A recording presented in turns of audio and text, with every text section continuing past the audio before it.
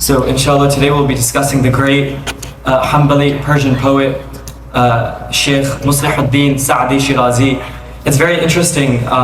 In the Ottoman Empire they would have the two great poets.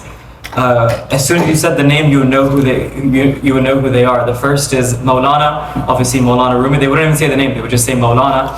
And the second is Shaykh Saadi. They would just say Shaykh and you know exactly who would they be talking about. But now if we ask who Shaykh Saadi is, nobody seems to know the answer. In fact, when the great Ottoman king Muhammad Fatih from the Ottoman dynasty conquered Constantinople, he went up, you guys know the Hagia Sophia? He went up the Hagia Sophia and he recited a line of Saadi Shirazi. And it's recorded in the Ottoman history books. I forget the first line, but he says, that he says that, look at the Shaykh Saadi and Muhammad Fatih, 21 years old, just conquered the greatest non-Muslim city of the world. And he's sitting alone on top of the Hagia Sophia. And he says this line in Farsi by this person that we're going to read, Shaykh Saadi Shirazi, that the kingdom of the Caesar is weaker than the spider web. Misle Beit Ankabut is weaker than the web of the spider. And Afrasiyab was a great Persian king, but he says now the owl hoots on the remnants of this great Persian king Afrasiyab, i.e. that the Christian era had ended in Constantinople and the Muslim era had begun. That was in the year 1453. Now, mashallah, 570 years later, Istanbul is still a 95% Muslim city, you know, from the first, that first line, you know, and sort of you can see the weight. In fact, when you look at the libraries of Bosnia, Turkey, India, Pakistan, Bangladesh, the most common book that you will find is this book of the Gulistan of Saadi Shirazi. Saadi Shirazi had two major books, the Gulistan and the Bustan. They both mean garden. And what's very interesting is that whichever Muslim household that you lived in, whether you lived in Ottoman Istanbul or Mughal Delhi or Safavid Iran, the first book that you would read would be this. Before you could even read the Quran, you would read the Gulistan of Saadi Shirazi. Just 100 years ago, this was the Dastur. Because it is, and basically what it is, and I'll talk about the contents of the book, is that he is 100 years after Imam al-Ghazali, about 200 years after Abdul Qadir al-Jilani, and he had taken really the brilliance of Imam Ghazali, of Abdul Qadir al-Jilani, of Bayezid Bistami, and he had collected it into a very easily readable book of akhlaq, or of character, or of ethics. And so the first book is the book of conduct of kings, the book on love, the book on good character, the book on contentment, the book on controlling your desires. And what he did was he would narrate small little hikayat, or stories, and in that story there would be a profound source of wisdom. And what we learn from this, that why would so many ulama teach their kids Saadi before they taught them the Quran? This is a question that we have to ask. For 500 years, Muslim ulama, muftis would teach their kids Saadi before they would teach them the Quran. And the secret to that is that because we are so removed from the Quran, that many of us, when we read the Quran, we miss 98% of what's in the Quran. For people like the Sahaba, the Tabi'in, the Tabi'ut Tabi'in, they can readily understand what Allah subhanahu wa ta'ala is trying to say, what the Prophet is trying to say, alayhi salatu wassalam, and it's very easy for them to extract the values from the Quran and from the Hadith. You and I are temporally so distant from that. So what Saadi Shirazi saw, in places like Iran, Afghanistan, and India, and Turkey, was that Muslims need a gateway to the Quran. Right, that Muslims are no longer have, and this is 900 years ago, that Muslims no longer have the capacity to understand the mysteries of the Quran. And that's why how many Muslims today, they hear a Jum'ah khutbah, they'll hear 10 Quranic verses, 25 hadith. How much do they take away? Nothing. Literally nothing. Right? And so how is that possible that you sit, you hear Qala Allah, Qala Rasul, and you take away nothing? And this is what Saadi is trying to tell us, right? That we need to distill this. And so much of Saadi Shirazi's stuff is just a couple ayat and a couple ahadith, but it's incredible, incredible wisdom, right? And this wisdom you don't really see in the ummah, right? And which is why Muslims for 900 years taught this book day in and day out, especially to children. And that's why, people like our grandparents or great-grandparents, their akhlaq was phenomenal. When this kind of akhlaq is taught to you as a child, it's distilled from the Quran and the Sunnah as a child, that will sit with you for the rest of your life. right? And today as Muslims, we start Islamic high schools, Islamic elementary schools. What kind of children are being produced from that? I mean, we have heard the horror stories. But yet, just 200 years ago, Muslims were, Istanbul was not a majority non-Muslim land up until 100 years ago. Majority non-Muslim. Yet the Muslims that emerged, you don't hear the horror stories of today that you hear back then. So there must be something going on where some books that they're reading, some type of education, some type of child nurturing, some type of child raising that's going on. And so, as little kids, whether you were a king, in fact, many Hindus in India would read Saadi Shirazi as a child. Many Greeks in the Ottoman Empire would read Saadi Shirazi as a child. And that's why he was called Shaykh Saadi, because he was seen as a repository of all of the knowledge of Ghazali. In fact, he'll quote, because he's born 100 years after Imam Ghazali. Right? And there's even a story of Imam Ghazali in here, there's a story of Abdul Qadir al-Jilani in here, there's a story of the great Hanbali scholar, Ibn Qayyim al-Jawzi in here. So this is sort of just a very, very brief introduction. He lived actually during the Mongol conquests of the Muslim world. We know very, very little about his life other than he was born and he died in Shiraz, and he traveled the entire Muslim world. He traveled as far east as the Uyghurs today in Turkestan. He traveled to Iraq, to Syria. He did Umrah and Hajj many, many, many times. And I just want you guys to hear what many of our ancestors would have heard. Some stories they would have had to memorize as children. Before they memorized the Quran, they would have had to memorize Saadi Shirazi. And this is not, something that's coming from the common people. The ulama would do this. The Hanafi, Shafi'i scholars would do this. Right? In fact, Arab scholars in Egypt and Syria have written commentaries on this Persian treatise of Shaykh Saadi Shirazi. Right? And this is, I would say, arguably, and I don't mean this lightly, that after the Quran, in terms of just statistically, the book read most in the Ummah is the Gulistan of Saadi Shirazi. Because Bukhari was a book that was, who was reading it? The ulama were reading it. But in terms of just the amount of eyes, the amount of Muslim eyes that have read a book in the Ummah after the Quran, to me there is no doubt that it's the Gulistan of Saadi Shirazi. And you'll hear some of these stories and you'll understand why. So we'll start off, so he has 40 stories in every book. We'll start off from a story of his childhood. I'll read the Farsi, and then we'll hear the English translation. So first, as we always do, we ask that whatever khair that comes out from this reading, we ask Allah subhanahu wa ta'ala to send it upon the soul and the mizan of Shaykh Muslihuddin Saadi Shirazi Qaddasallahu Sirrahu al-Aziz. Hikayat. یاد دارم که در ایام طفولیت متعبد بودمی و شب خیز و مولع زهد و پرهیز. Also, you can hear the rhyme. The one thing that was noticeable about Saadi Shirazi was that he would rhyme. Even though he was writing prose, the prose would rhyme. It's called tarsiya or insaja. شبی در خدمت پدر رحمت الله علیه نشسته بودم و همان شب دیده برهم نبسته و مصحف عزیز بر کنار گرفته و طایفه گرد ما خفته. پدر را گفتم از اینان یکی سر بر نمی دارد که دو گاینی بگذارد چونان خواب غفلت برده‌اند که گویی نخفته‌اند که مرده‌اند. He says that one day as a child, I remember, this is in the month of Ramadan, that he was a child, it must have been in the city of Shiraz, that I was worshipping in the masjid, Shab Khayz. I was spending, they would call tahajjud Shab Khayz. You would stand up in the night, or Sahar Khayz. Right? And I was staying away from all sins and just engaging in good deeds. And one night I was in the service of my father, rahmatullah alayhi. His father already passed away when he had written this. I was sitting with my father. And so the entire night we did not go to sleep. وَمُصْحَفَ عَزِيز, and we were reading the Quran. Mushaf Aziz, the glorious Quran, Barakinar on our side, Garifta. وَطَائِفَ گِرْدِمَا خُفْتَ, and the entire masjid was sleeping. We know this, sometimes during Qiyam, sometimes, during Ramadan nights, you just see one father in the masjid, he's reading the Quran, he has a child, on the side of his chest, and he's reading the Quran alone. Everyone else is sleeping up until Sahri. And so Shaykh Saadi, obviously being the child that he is, he's awake doing ibadah with his father. Couldn't have been more than 9-10 years old. So he told his father that not one of these Muslims is awake. They're all sleeping. These Mubarak hours of Ramadan, I'm a child. Why am I doing ibadah and all these men are snoring in the masjid?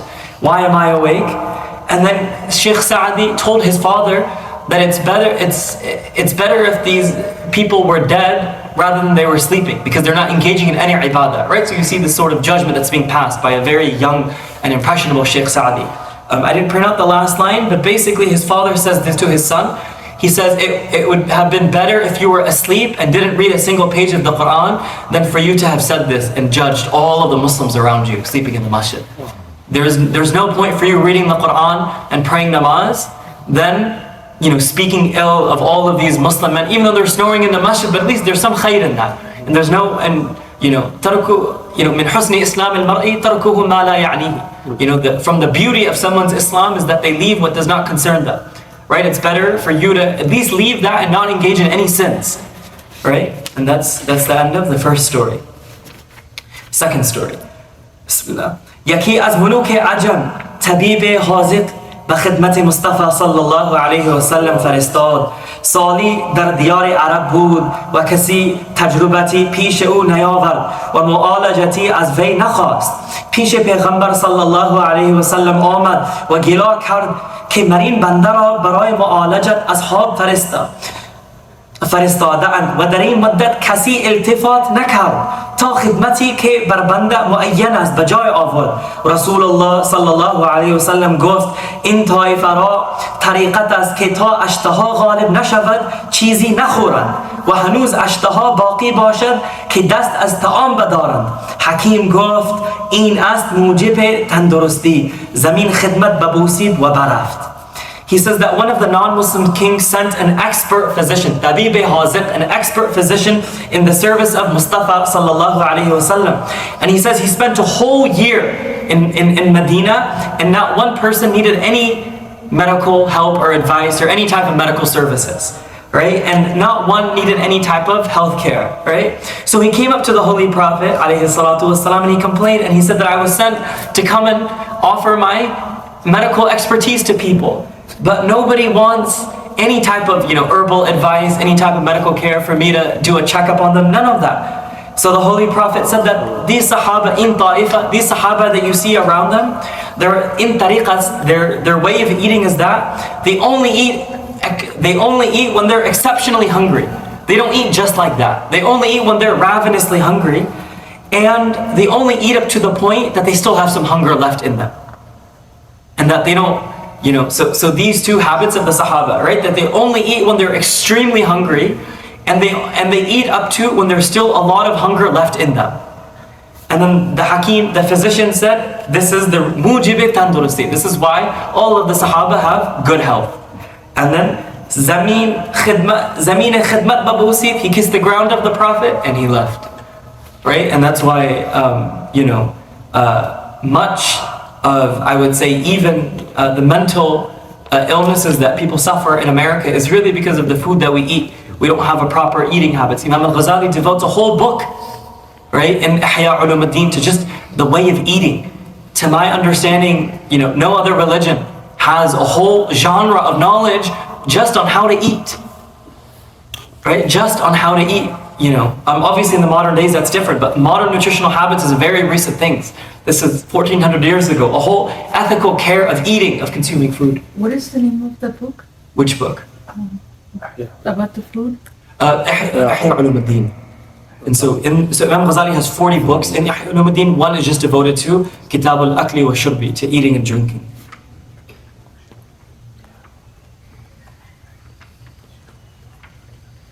How do you guys feel? Is it hitting or? Okay, Hikayat Sahih, number 30. Yaki bar sar rahi mast khufta bud و زمام اختیار از دست رفته. آبدی بر وی گذر کرد و در آن حالت مستقبح او نظر کرد. جوان از خواب مستی سر بر آورد و گفت وإذا مروا باللغو مروا كراما إذا رأيت أثيما كن ساترا وحليما يا من تقبح أمري لما لا تمر كريما.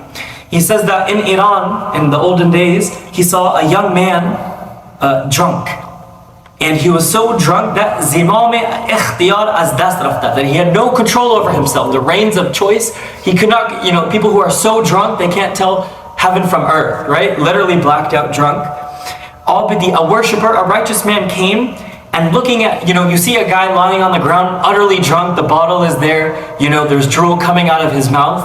It's out of our fitrah, right? You look at him and, you're kind of like, what's going on? So this abid, this worshipper looks at him, and he looks at him with disgust, right? It's obviously you're living in a majority Muslim city. Why is someone passed out in the middle of the road with a bottle of alcohol? Obviously a young man too.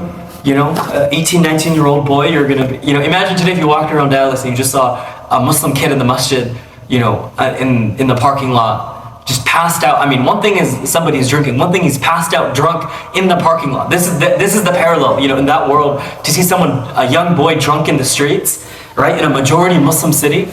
Obviously Muslims still drink in the Muslim world, but at least they do it in the privacy of their homes. You're passed out drunk in the world. The young boy sees, when somebody looks at you with disgust, even if you're sleeping, you can feel it. The nazar is so strong. Allah says in the Quran, وَإِن يَكَادُ الَّذِينَ كَفَرُوا لَيُزْلِقُونَكَ بِأَبْصَارِهِمْ لَمَّا سَمِعُوا الذِّكْرَ. That the non-Muslims, they're about to make you fall just by looking at you when they hear the Quran. The power of the nazar is so strong. So the jawan, az khab masti sar baravur. The young man wakes up from his drunkenness and he quotes an ayah from the Quran. وَإِذَا مَرُّوا بِاللَّغْوِ مَرُّوا كِرَامًا. That when they pass by vile speech, they pass by generously. They pass by with honor and dignity. And then he says this is back then, drunken people even still knew verses of the Quran and Arabic poetry. He said that, إِذَا رَأَيْتَ آثِمًا كُنْ سَاتِرًا وَحَلِيمًا. When you see someone openly sinning, be generous and conceal his sins. يَا مَنْ تُقَبِّحُ أَمْرِي. If you are, so disgusted by my sin, then, why can't you pass by and show me some generosity? Right? So imagine as a kid you hear this, right? So you don't have to have whole conventions of don't judge Muslims, right? You just learn this as a kid and your whole way of living and breathing in the world is already shaped listening to these stories. That's why, as a kid you hear all of these Sunday school curriculums and stories of the Sahaba and stories of the Prophets. What people don't understand, these are very, very lofty stories. A 5-6-year-old kid cannot understand the depth of the seerah. This is not to say that we shouldn't share it, but I'm saying that why did ulama for 1,000 years share these stories first? Right? To get a kid ready. To get someone ready to sort of embrace the Quran and the Sunnah, and for some of these, values to spread. Because what are these values? These are basic Islamic civilizational values. How to eat, right? How to not eat, right? When you pass by a Muslim who's committing a major sin, someone who openly drinks in Muslim society, he gets what? 40 lashes, right?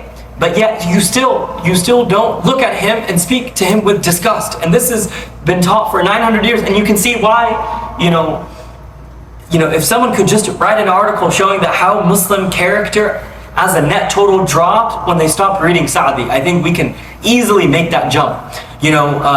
Now many Jummah khutbahs, many conferences are about don't judge Muslims, don't judge Muslims. You can, and that's important. We should, only Allah subhanahu wa ta'ala is the hakim. He's the only judge. But we don't need to have a whole conversation if you learn this as a child, right? So, and there's a hardening of the heart, right? So, this is one of my favorite stories. Actually, this is from all of the stories of Saadi. This is actually Allama Iqbal's favorite hikayat. That's a very short one. Hikayat Davizada. شبی در بیابان مکه از بی خوابی پای رفتنم نماند. سر بنهادم و شتربان را گفتم دست از من بدار. گفت ای برادر حرم در پیش است و حرامی در پس. اگر رفتی بردی و اگر خفتی مردی.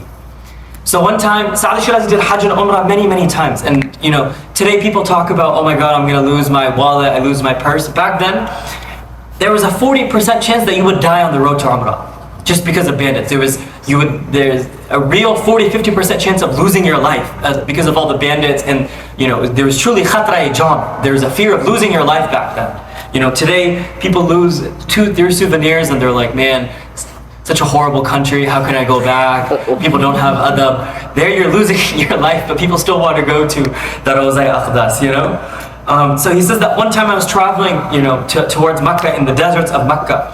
And he said that my foot fell asleep, I'm extremely tired. I mean, back then you're riding on a camel for 10 hours a day, and then at night you're about to lose your life. So he says that he tells his camel driver, right, that, can we please take a break? can we just spend the night here, right? Can we stop here? So his camel driver says something very interesting. He says, Guft, hey brother, oh brother, haram dar pish us. The haram, the Kaaba is right here. Wa harami dar pas. Harami was a thief. The bandits are right behind us. So he's making a play on words on the word haram and harami. Agar rafti burdi. He says, if you keep going, you'll be saved. Wa khufti murdi. But if you sleep here, you'll die. If you fall asleep, if you rest, you'll die. So Allama Iqbal, he took this poem and he sort of applied this to the ummah, and he says that as an ummah, as a caravan, don't stop. Keep going. If you stop, you'll die. Manzil ma dur neest. Tez tarak gamzan manzil ma dur neest. One of Allama Iqbal's famous poems is that, oh camel, move a little bit faster. Our home is not so far. Right? And then he brings this line at the end that if you keep going, you'll be saved. But if you sleep, you'll die. You know, this idea that as an ummah, you know, as sort of a caravan, we need to keep going no matter how many calamities afflict us, no matter how much we want to stop and reflect. We just need to breathe and just keep going because the Kaaba is right there. Iqbal says, Haram ke darman nahi to kuch bhi nahi. That if you don't have the pain, if you don't have the cure for the suffering of the Kaaba, then you don't have anything.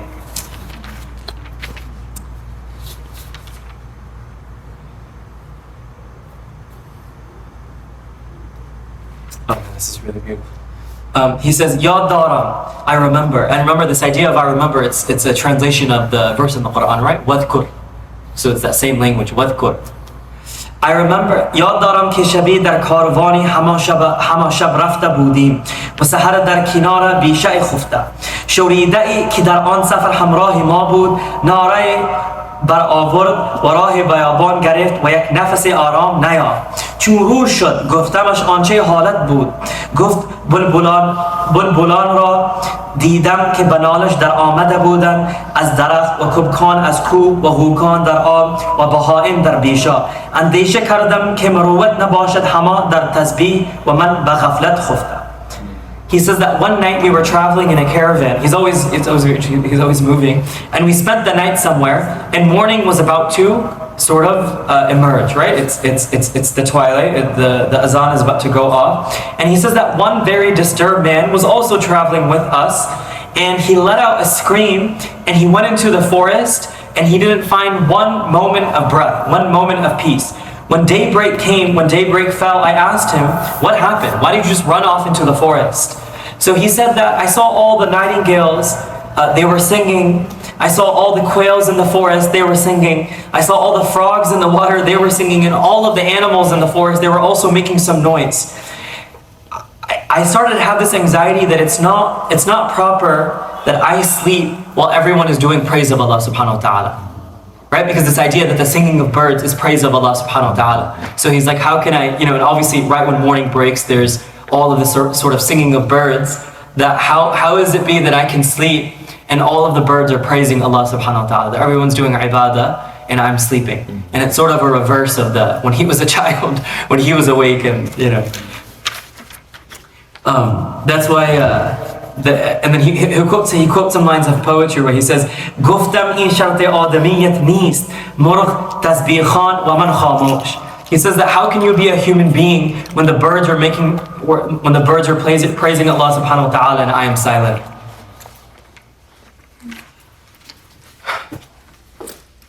Hikayat Zahidi mehman padashahi bud چون به طعام بنشستن کمتر از آن خورد که ارادت او بود و چون به نماز برخاستن پیش از آن کرد که عادت او تا ظن صلاحیت در حق او زیارت کند ترسم نرسی به کعبه ای اعرابی که این راه که تو می روی به ترکستان است چو به مقام خیش آمد سفره خواست تا تناولی کند پسری صاحب فراست داشت گفت ای پدر باری به مجلس سلطان در طعام نخوردی گفت در نظر ایشان چیزی نخوردم که بکار آید گفت نماز را هم قضا کن که چیزی نکردی که بکار آید.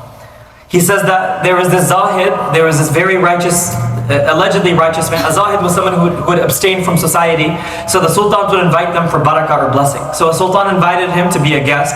When food came, he ate less than he normally would. so that people could think that, oh wow, he doesn't eat that much food, he's such a zahid, he's such a great pious Muslim, he eats very, very little. So he ate less than his usual habit. And when namaz time came, he prayed more nafil than he normally would. So people would think that, oh, you know, mashallah, this guy doesn't eat that much food, and he prays so many namazes, right? That's why when the masjid is very small, some people, they don't pray any nafil and they go home. When the masjid is packed, then they pray 20 rakats of, you know, sunnah. So he says that he prayed more namaz than he normally prayed than he would when nobody is around. So the people think that he's a very salih, a very righteous man. And then he writes a line of poetry that oh Arab Bedouin, you want to go on Hajj, but I fear the road that you're taking will not lead you to the Kaaba. This road that you're taking, it won't take you to Mecca, it'll take you to Turkey. So he says that he came home and he laid out the whole dastarkhan, the whole mat to eat food. His son was a very sahibi farasat, he was a very intelligent child. And he says that, didn't you just get invited to a banquet? Why are you spreading out the tablecloth and eating food? And he says that I didn't eat so much food, you know, I didn't eat enough food, you know, that would satisfy me. I'm still feeling very hungry. I ate very little there. So his son told him that, aren't you also going to make up your namaz? Because it doesn't seem like the namaz that you prayed there was worth anything either. Right? That idea. Obviously the namaz is still valid. And then he quotes a line that he says, Ta che khahi kharidan ay maghrur, rozi darmandagi basime daghal. He says that, oh deluded one, what do you expect to buy with this counterfeited coin on the Day of Judgment in front of Allah subhanahu wa ta'ala? Do you think you can fool Allah with this counterfeit namaz in front of Allah on the Day of Judgment? How can you fool Allah? Two more stories. Is that fine, or should we stop there? No, that's fine. Two more, okay. Faqihi پدر را گفت هیچ از این سخنان رگین دلاویز متکلمان در من اثر نمی کند به حکم آنکه نمی بیند مرا ایشان را کرداری موافق گفتار. He says that one faqih, one jurist, one great Hanafi mufti, he was asked by his child that you know, all of these great speakers, these people who give bayans and give khutbahs, dilaways, they really touch your heart, they're very heart alluring. You know, sukhanane rangeen, they're very colorful, right? MashaAllah, today in Muslim America, we live in what's called bayanification culture, right? Everyone, Islam increases when, you know, there's this culture of bayans, right? But then he says that it has but the son of this mufti said that, you know, none of these speeches have any effect on me because none of these scholars act on what they do. What they do doesn't resemble what they say. You know, they give these very powerful, very eloquent, very moving bayans, but in their own personal lives, what are they doing? Right? They're doing nothing. So, you know, this is a 900-year-old conversation that's happening. And then he quotes some poetry, and then he quotes a Quranic ayah. He says,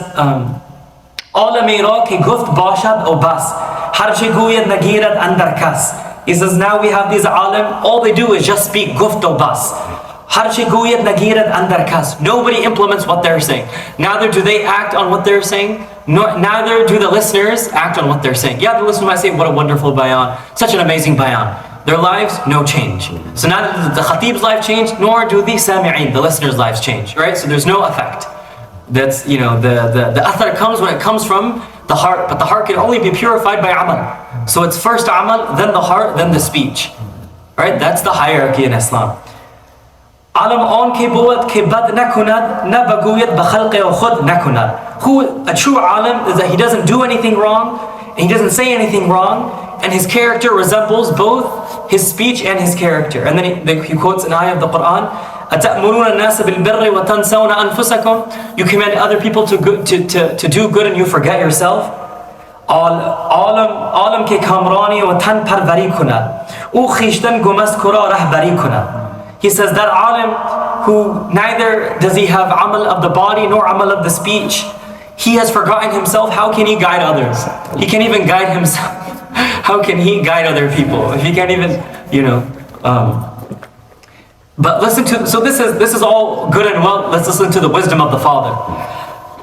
پدر گفت ای پسر به مجرد خیال باطل نشاید روی از تربیت ناصحان بگردانید و علما را به ضلالت منسوب کردن و در طلب عالم معصوم از فواید علم محروم ماندن.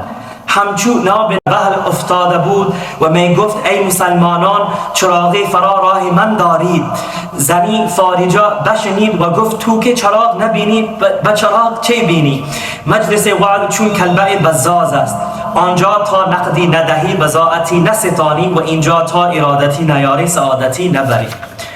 So he said, the father replied, my son, simply on account of a vain thought, one should not turn away from the instruction of good advisors, right? Just because, you're seeing this and this khayal al-batil, this vain thought, don't turn away. And then you attribute error to the ulama, and you will remain deprived of the benefits of learning, right? Even if someone does not act upon what they do, at least he is sharing knowledge with you. At least he is sharing knowledge with you, right? And then what will happen? You will remain deprived of benefits of knowledge because you look for a perfect scholar. How do I find a scholar who acts on everything that they say? Right? Then you'll remain deprived of all ilm. He says you'll be like that one person, that one blind man who fell in the mud one night and said, oh Muslims, come and hold a lamp for me. You're blind, what are you going to do with the lamp? You're sitting in mud. So a woman came and said that you can't even see the lamp. What are you going to do with it? Right? So if you don't even have basic knowledge, how can you even see who's on the haqq and who's not on the haqq? Right? And we have that culture today, right? Where you have an alim who say for 10, 15 years, and a guy just spent some time on Wikipedia and TikTok, and then is like, you did this wrong. And those people, they remain mahroom. They remain deprived of knowledge, right? Here, unless a preaching session is like a cloth shop, unless you produce cash, you won't get any goods. Bring some sincerity, right? Bring some sincerity. Here, unless you bring devotion, sa'adat nabari, you won't receive any joy or any happiness. We'll do one last story.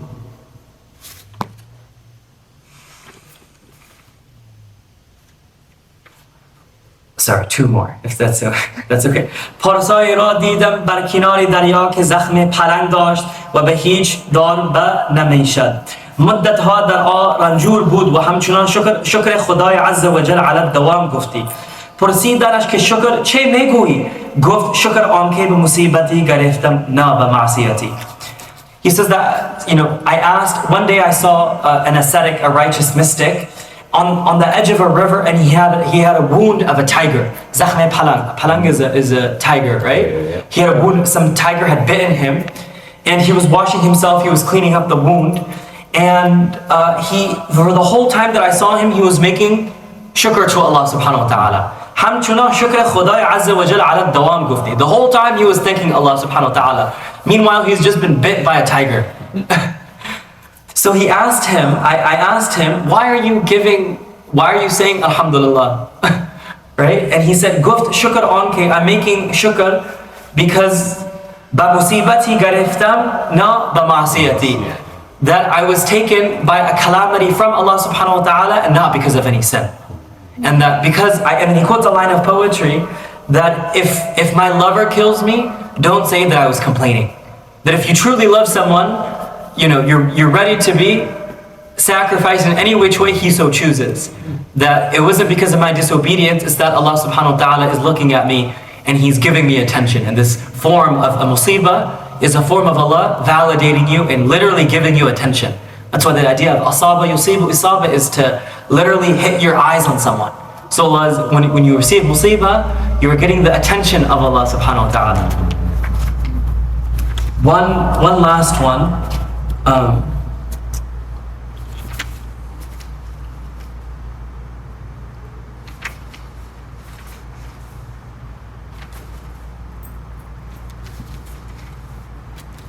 Okay, I lost the other page, but that's okay. وقتی در سفر حجاز ماشاءالله, you went on Hajj again. وقتی در سفر حجاز طایف جوانان صاحب دلی همدم من بودن و هم قدم. وقتها زمزمه‌ای به کردندی و بیتی محققانه به گفتندی. عابدی در سبیل منکر حال درویشان بود و به خبر از درد ایشان. تا برسیدیم به خیل بنی هلال کودکی سیاه از حی عرب به در آمد و آوازی بر آورد که مرغ از از هوا در آورد. اشتر عابد را دیدم که برقص اندر آمد و عابد را بینداخت و برخت. گفتم ای شیخ در حیوان اثر کرد و تو را همچنان تفاوت نمی کند. So he says that one time again he's traveling towards Mecca and there was a sahib dil with him. A sahib dil is someone who sort of has reached the level of ihsan and is doing dhikr all the time, is always just sahib dil means someone who owns a heart, i.e. his heart is entirely just possessed with the love and the remembrance of Allah subhanahu wa ta'ala. So the worshipper, and so there was a worshipper with them who completely rejected. He rejected dhikr, he rejected sort of the state of the heart, he rejected all of this, right? The literalist worshipper doesn't believe in any of this, right? And he wasn't familiar with the pain of the Sufis. So he says that a horse came out and there was a child who started to sing in a very beautiful voice, right? And we know in some of those songs there's a sort of rapture, some of that poetry, there's that rapture, right? And he said that I saw the camel of that literalist worshipper, it started moving and swaying and it threw off the worshipper from the back. So the sort of the poetry had an effect on the animal but didn't have an effect on the actual human being. So he says, Guftam ey Shaykh, he says that, oh Shaykh, and this is said ironically because he's obviously lying on the ground. Guftam ey Shaykh, that hayvani asar kard, he says that this love of Allah subhanahu wa ta'ala had an effect on the animal, but there's no change in your own heart after hearing this. And then he says, and then he quotes some lines of poetry where he says, Ashtar ba shi'r Arab dar halat ast wa tarab, gar zawq nist ra kaj tab'e janwari. He says that the camel, by the poetry of the Arabs, it went into ecstasy. You, because you have no zulq, you have no passion, you have the condition of an animal. وعند هبوب الناشرات على الحمى تميل الغصون الباني ولا الحجر الصلد. That when the winds come and blow on the plain field, only a moist branch of tree will move. The stones are going to stay. Yeah. The stones are not going to move. Right? What's the ayah in Surah Baqarah? فقست قلوبها كالحجارة فيها كالحجارة أو أشد قسوة. That they don't weep, are their hearts like stones? ولی بذکرش هر چه بینی در خروش است. Whatever you see in the world is in dhikr of Allah subhanahu wa ta'ala. ولكن لا تفقهون تسبيحهم. Right? But you don't understand the meaning. Everything in the world is in dhikr, and that's what it means to be sahib al-dil, that you hear the dhikr of everything. Dili dana dari mana ki goshas. But only that heart will know if they have an ear. Nabulbul barakirash tasbih khanist kahar khari batasbihash zubanist. He says that there doesn't exist any nightingale that is praising Allah subhanahu wa ta'ala, except that there is also a thorn engaged in the praise of Allah subhanahu wa ta'ala. So these are some stories. We're actually going to continue tomorrow with some more stories of Saadi Shirazi, basically on love, companionship, and some other stories. Hopefully this was beneficial. And again, if there was any khair, may it all go to the ruh of Shaykh Muslih ad-Din Saadi Shirazi. Qaddas Allah sirah al-Aziz. Jazakallah khair. Sallallahu alayhi wa sallam.